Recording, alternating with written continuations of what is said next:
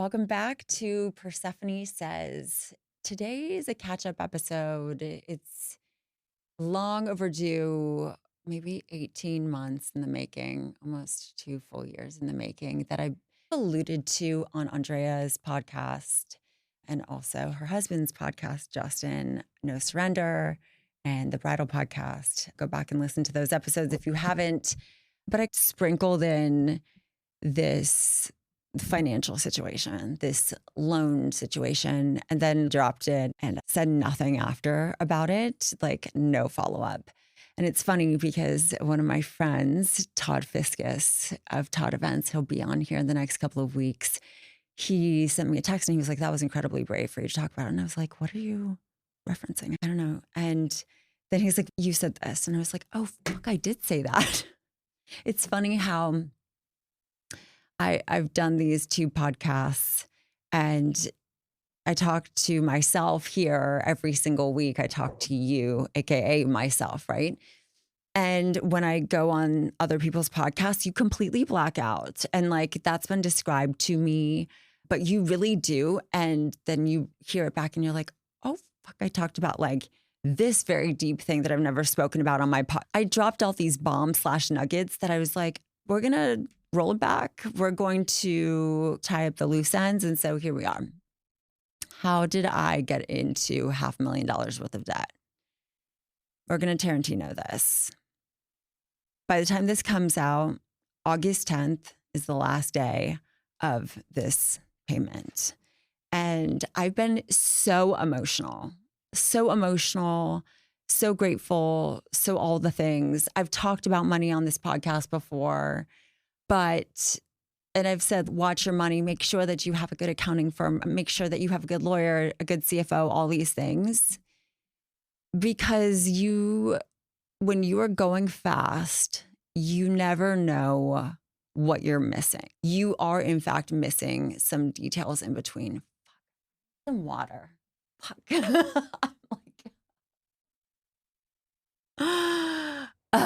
like, God damn it.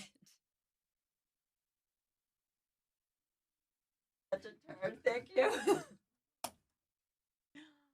We're going to keep this in because this is real life. Thank you.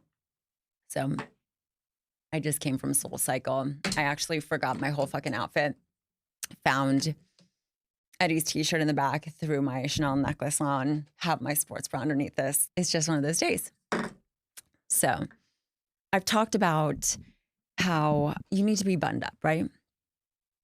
And didn't really give as much detail as maybe you need. And so this is the story of how this happened. In 2023, we did our biggest year. I think it was 5.8 million. And up until that point. And Eddie likes to say that we didn't have 80 employees. We had 80 employees, maybe let's call it 60 full-time, 25 contractors, like all across the globe. It was a fuck ton of people. Can we mutually agree that's a fuck ton of people to have on a payroll? And in 2023 was the first time that December that it felt tight and I couldn't understand what was going on there. I had just spoken at Engage in Boca Raton and I couldn't understand like what was happening. Like, why was it so tight when we just made so much money? Like, why haven't I gotten a raise? Like, why haven't I given myself a raise? Why haven't I been bonused? Why do I need to have some money injected into the company if we're doing so well? Where's the drain? Where's the loss? And I kept asking these questions with no real good explanation. And my finance team was different than it is today. And I struggled to understand just where the bleed out was. And I was told I just needed to keep selling and make more money. But the problem with that was that we didn't have a scalable team or framework. So I had a lot of employees, and I know I've shared this before, but if you're new, welcome. Welcome to my trauma. we had a lot of employees not actually doing anything or like fucking around or being super inefficient, or we had too many employees and over servicing for like too little money. And I was too afraid to raise my prices and like all this. And we were basically over servicing, which means that we had no profitability. Right. And like that was categorically, even for our biggest clients, there was maybe only one where we weren't like significantly over servicing. And here's the thing, when someone is spending $25,000 with you a month, which is an extraordinary amount of money, okay? Or $40,000 with you a month, extraordinary amounts of money, you still, as a business owner, which I understand how like relatable or not relatable this is, okay? You still have to do the math to make sure that the time matches up and that the deliverable matches up with the output. And that just because that's a huge amount of money, that you are not draining all of your resources to service that amount of money, which at the time, I'll be honest, I had multiple people, Eddie included and Nicole included, being like, hello, like you are not seeing this for what it is. Yes, this is a lot, but we also have like 8-10 people on here, 3 execs on here. This doesn't fucking make sense. And I was like, you find me more. You go find me another client that's paying $40,000 that's profitable, and we'll toss this one to the side. And that kept on being my very aggressive, very inappropriate response. But the problem with that is like when that right before the election, people got scared, especially smaller businesses got scared. The wedding industry started to be a little bit wonky and they got insecure and they felt, and then like even bigger companies, I have a hair near my mouth, guys. Bigger companies started bringing things in-house and it was just very confusing. And it was very confusing for me because I was like, when I put in the effort, I get the effort back, right? I put in the effort, I get the dollars back. This has always worked for me. What do you mean election? What do you mean election? I need to scale that. These things didn't compute because I didn't have the previous experience. So we had lots of people leave extraordinarily fast. Oh, and by the way, like we were not giving the best service at that time. We were giving an inconsistent service, I would say. And we had a lot of inefficient people. And so now I have people on a payroll that I still have to pay. And the business, the amount of business, the volume wasn't there. And which is like the most horrifying thought. I think, and like my math might not math, but I want to say that at one point our payroll monthly was like $400K, something like that. Like it was fucking crazy. And I was like, yeah, of course it's for, I didn't understand or I didn't want to grasp, but most importantly, I didn't want to understand what to do. I was asking for help as to what to do. And I was just told, go make more money and pull back on your Amex expenses, which all of our expenses ran at the time. Fuck Amex, by the way, but we're a Chase family now, but all of our expenses were running through American Express. So I was like, I don't really know what you're asking. And I'm concerned that if I sell, like that means I have to add more employees and more, right? Which of course I didn't pump the brakes selling, but it was like, how are we gonna stop this drain? I couldn't understand and I didn't get the answers. And so I found myself in a situation where I don't know if it was ignorance, but I ended up accidentally, and I'm going to need to just withhold some of these pieces for my own sanity's sake. I ended up needing to take out loans, which, by the way, lots of businesses take out loans all the time, but lots of businesses take out loans knowing that they're taking out loans. And I just trusted and signed my name on something with not a full, clear picture of an understanding as to how, what, when, where, why, the amount, the interest rate, et cetera. And there was a point where our loan amount was, let's call it $40,000 a month.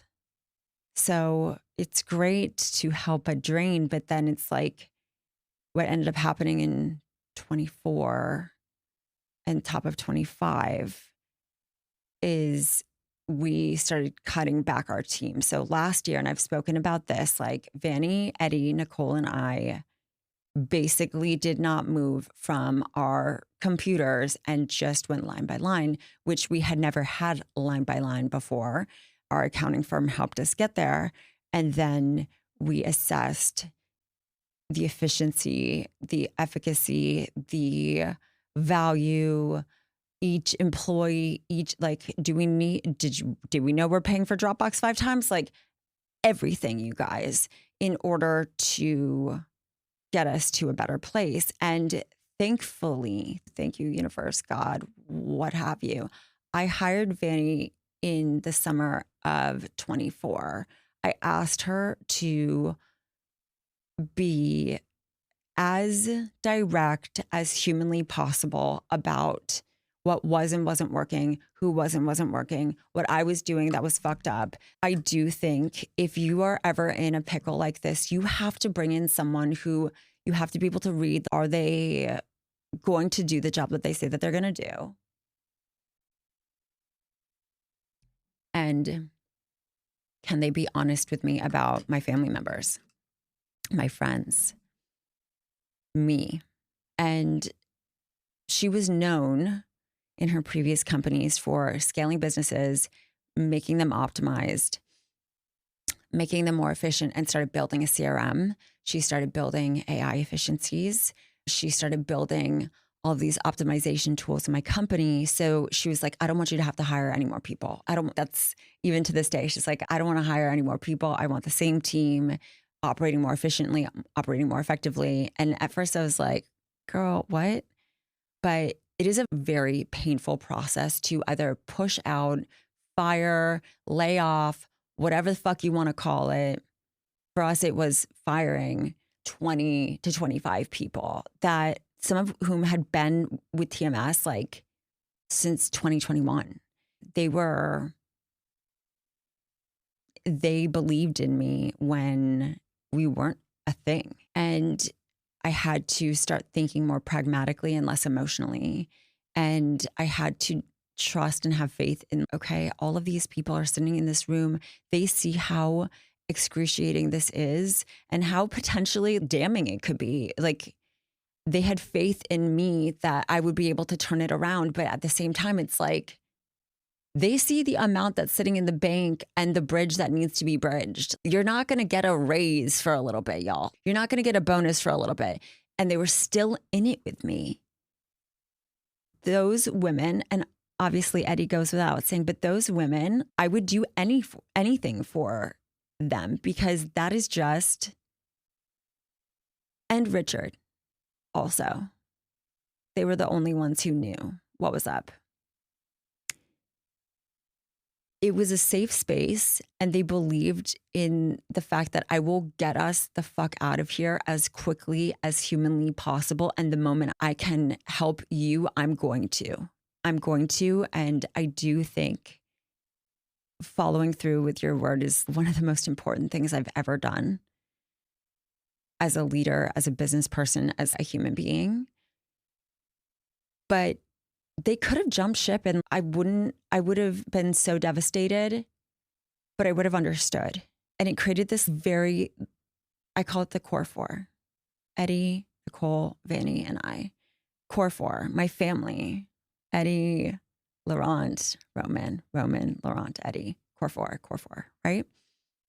Like thick as thieves, and having to make really impossible decisions, and seeing a meeting with our accounting firm, Skyfin, shout out, always talk about them, love you so much. Hannah and Caroline, amazing. And having down to the cent what was going on in my bank account, down to the cent, like how we would be profitable, like reverse engineering how we could do that. But first you have to be in the shit, like literally in the panic, right? Because if you're a business owner, like you are able to pull from the business for your own personal gain too, right? You are able to write things off. You are able to use it for, there's lots of like loopholes, and not loopholes. It's just like being a business owner. This is my fucking money, right? Pausing all of that, pausing every purchase, okay. So having to also put your personal life into a place of pause that trickles down to every part of my family, every part of my being. But what's interesting, and I've been reflecting so much on this, is during that period of time, I started this podcast. I had wanted to start this. I had recorded it in my towel, no camera, and deleted that entire, and actually sold my microphone because I was like, I need to do this. I feel like this is a creative outlet. I used to do so many photo shoots, so many styled things, so many video shoots, all of this stuff, put so much into production. And I lost that. And I feel like if I don't have that outlet of some level of creativity or some level of community building or some level of connection, I'm going to fucking implode. I have my therapist. I have my business coach. I have my family and my closest friends, but I'm going to fucking implode if I am not honest somewhere. And it was one of the best business decisions I've ever made, but most importantly, one of the best personal decisions I've ever made, actually, because I needed to say things that had been weighing on me and almost as a scarlet A across my chest, having conversations with certain people that for those of you, if we're able to read in between certain lines, if you didn't know, you took it at face value, having the ability to open up new friendships and new connections. I could go on and on, but I was this expense of producing a podcast. I want to have a podcast network one day. I will. I'm working on it. I am working on it, but it has to start from somewhere, right? So it's interesting because though I had to cut literally every fucking expense, I was like, not this one. We're adding this one. So fast forward to, let's call it Q2 of last year, and things started to turn for the better. I started to understand I had made so many hard decisions. That tension, that choking feeling, it wasn't immediately relieved, but I could understand how to arrive out of this. I was like, okay, a year. I can either melt and let this destroy me, the weight of this destroy me. And there were days that, I'll be so honest, I should have probably been on an SSRI all of last year, the depression, but I felt like I had this as a different form of therapy. Julian and I were talking about it. It's a different kind of therapy when you're able to really talk to yourself, talk things out by yourself with no that push pull from your therapist. And then you release it into the ether and people are like, thank you for saying that thing. There's something about that's really special. And then last summer happened. We were actually able to take a vacation. And that was really important because the previous year we were like, no, I knew how bad it was, but I didn't want to look at it. And so I'm also at fault for negligence in how you get into this place. I am also at fault for not asking, replacing, pushing in certain ways. I asked the questions. I didn't have answers that made sense. And I think sometimes if you aren't a finance person, you think, I'm not a finance person. How am I going to get what I need out of this conversation? Thankfully, use Claude, use chat, use whatever. But also if something isn't feeling right in your bones and you know something is wrong or you know some person is wrong or whatever it is, you don't sleep until you figure that out. And on a previous podcast with Julian, I kept saying, you're a safe space. Outside of those people that I mentioned, the only other person that I shared this was happening with, in shame, by the way, was Julian. And Julian helped me identify the problem and said some things to me that were like impossible to say, that I initially told him to shut the fuck up about, but saved my business. And he kept pushing this very hard thing in a way that I was so uncomfortable by. But like, also, I was like, well, he would never say this to me if A, it wasn't coming from love. And like, what does he have to gain listening to me freak out back at him, listening to me be hysterical? What is his gain? Nothing. And I let that, like, I actually heard him, and I actually heard my team, and I put my ego to the side, and I listened to Vanny say something that was being corroborated by Julian. And I saw our way out of this. And I felt a sense of calm. And I really believe at this point, WIPACon will be done by the time you hear this conversation. But in preparation for WIPACon, I put together this joy panel of some of my favorite people in the wedding industry who are like just energetically incredible human beings and positive people and uplifting people, and like for no other gain other than just that is how they move. And where am I going with that? I was sharing with them that I really believe that like begets like, good begets good. Yes, some shitty people who shouldn't have the success that they do because they suck so hard will continue to thrive, and that's fine. But I think the way I'm moving is with kindness, with care, with truth, with consistency and calm. And that actually started to show up in my money. Guys, something's happening with my voice. And so I'm getting a little worried about that because I'm going to be speaking a lot by the time this comes out. Hopefully my voice has remained intact. My money started to shift, and I could see us closing the gap, and I could see the runway of, okay, this month might look a little hard. Hey, Rich, you and I have to work really hard during this period of time because I don't want to feel like this anymore. And together we have the ability to move through this. And by the end of last year, I could see very clearly, like, actually, February, we're going to be profitable. And it's true. Like, we have been, in spite of carrying these enormous loans. In spite of that, we've been profitable since February of this year. And it's kind of cool. And I'm really proud of us. And I talk about, guys, I'm so emotional. Fuck. I talk about being outwardly proud and how I think that's actually different from being overly delusional. I've always say that I'm delusionally confident, but it's actually a level of I've lost a lot of things over the past couple of years. And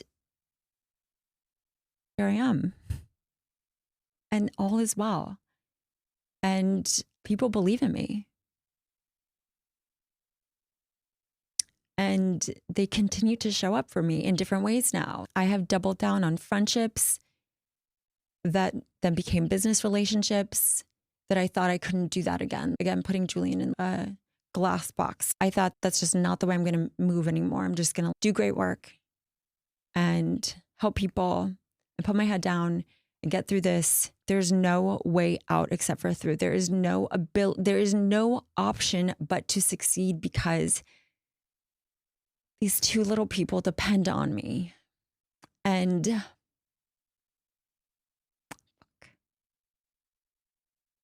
when we moved into a house recently, and I have been working really hard to move into this house. We don't own, by the way. We don't own. And I'm way comfortable with that. And I'll talk about that maybe on a separate podcast. But I wanted my environment to start feeling like a reflection of how my insides were feeling, which was like calm, cool, collected, open, knowing. not like cocky with delusion, like mind wide open, cautious, but calm. And I remember, I don't think I've shared this here, but the night before we moved into this house, the boys were like really sad because they now have separate rooms, and twins often, they like to be together a lot. And they had been in the same room with their cribs touching since day one. And I said to Laurent, I was like, this is going to be a different life. I promised you that life was going to look different. And so I am working very hard, and I'm working a lot, and I'm working more than ever. But I need you to trust. This is always how I've communicated. I need you to trust that your life is going to feel different. And then I'm going to have even more like different levels of quality time with you. But there's going to be some sprints in there that is going to look a little bit like mom is going to be out a lot. And he turns to me and he goes like, I always believed in you.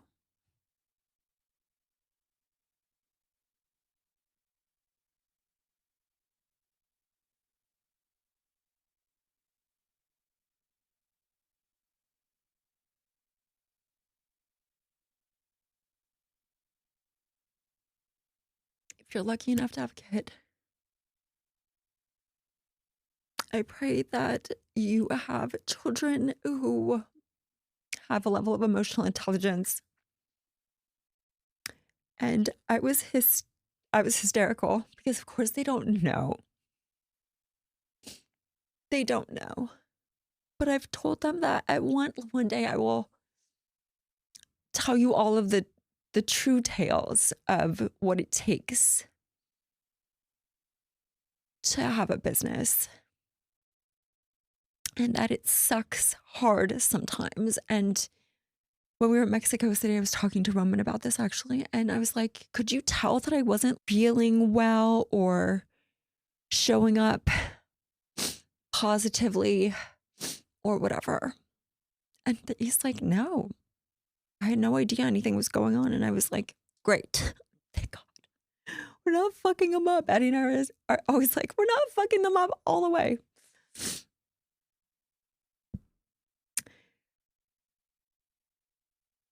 Your kids don't need to know every single detail of what you go through, right? But I also think that there's a level of, they can read energy, right? So my kids certainly can read my energy. And so I was pleasantly and gratefully surprised that was Roman's response. But man, Laurent saying that to me, I will remember for the rest of my fucking life.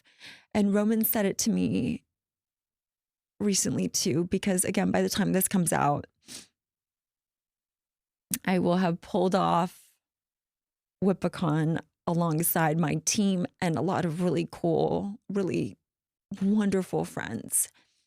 And then this loan drops and they go to school on Tuesday. Guys, fuck me. They go to school on Tuesday of this week. Again, we're talking the future at this point. And I've decided that they're going to go in a little late because they're going to hear their mom speak on stage. And then they get to go to school. And this is the first time that they're actually going to see all these cool events, all of their different uncles, all their gunkles, all the gays, and a few straights make this happen and actually get to feel the energy of that. And I'm really proud to show my kids that. I'm really proud to show my kids that. This week, we will have released an episode with Emily Clark talking with her daughter on the house that Clark built. And she does a look back on episode 3, which is such an incredible episode. And then episode 4 this week, you have to listen to it because her daughter Lincoln talks about when she was able to see and understand and feel what her mom was building, it hit different.